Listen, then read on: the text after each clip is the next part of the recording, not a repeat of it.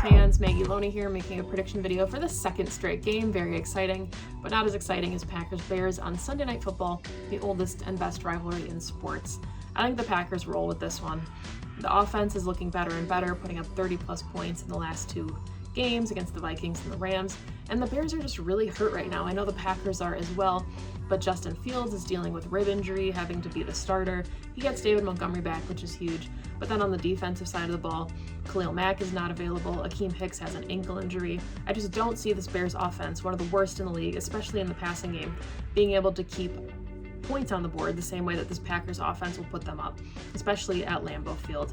I think the defense is going to force some turnovers, and it's going to be a long night for Bears fans. Give me 35-17 Packers. Go Pack, go. Hey everybody, it's Tim Backus here once again with my little picks buddy Charlie. Both of us are taking the Packers, obviously. The Bears just aren't good, right? The Packers have a clear advantage here despite their bye week woes of the last couple of years.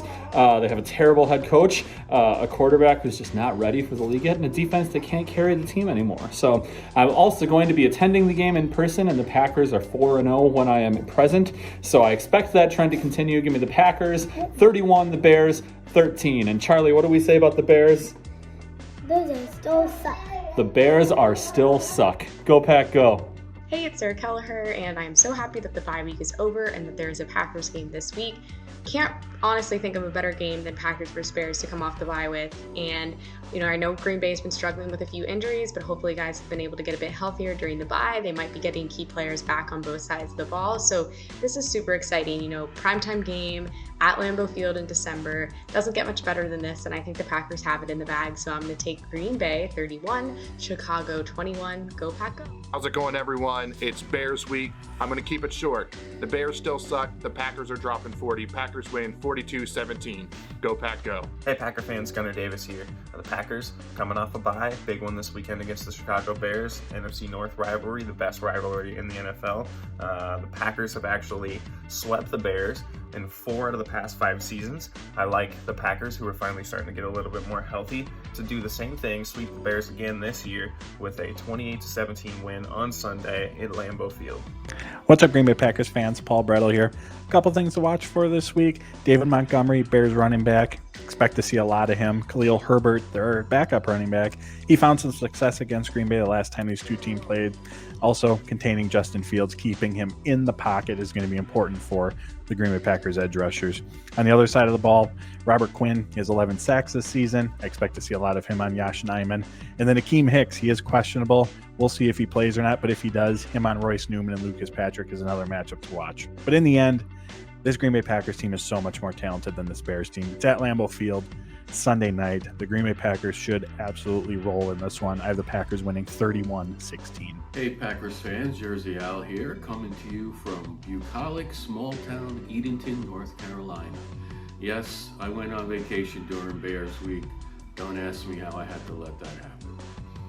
In any case, I first want to say how proud I am of the Cheesehead TV community and the funds that we have raised for our own hunger campaign.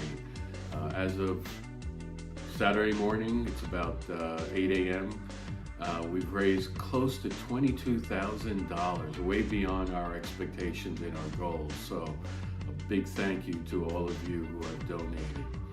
As for the game this weekend, the Packers and the Bears are always going to have almost always going to have a tough matchup, but this is going to be at Green Bay. The Bears are going to be out to get a little revenge for that "We Own You" episode at their place, but still, I don't see there being any problem here for the Packers bringing home a win. I'm going to go with a final score of Green Bay 33 and the Bears 17. Go Pack, go. How's it going, everybody? I'm Corey Jennerjohn.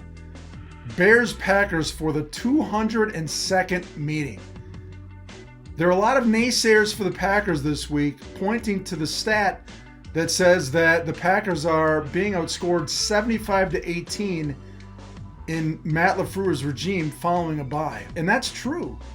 However, the Bears haven't won at Lambeau Field since 2015. Also, let's not forget, the Chicago Bears are a team that's completely filled with apathy. The entire franchise wants Matt Nagy fired.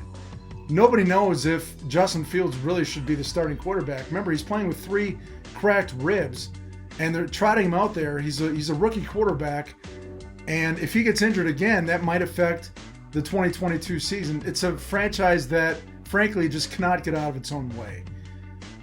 I've been most impressed with the Packers' offensive line, how they've been able to protect Aaron Rodgers, establish the running game, and just take hold of the game. And that's exactly what's going to happen on Sunday night. The NBC cameras want this game because they want to see snow, but they're not going to get a very competitive game, as A.J. Dillon and Aaron Rodgers are going to run roughshod over that Bears defense. I like the Packers 34 and the Bears 17. Have a great weekend, everybody.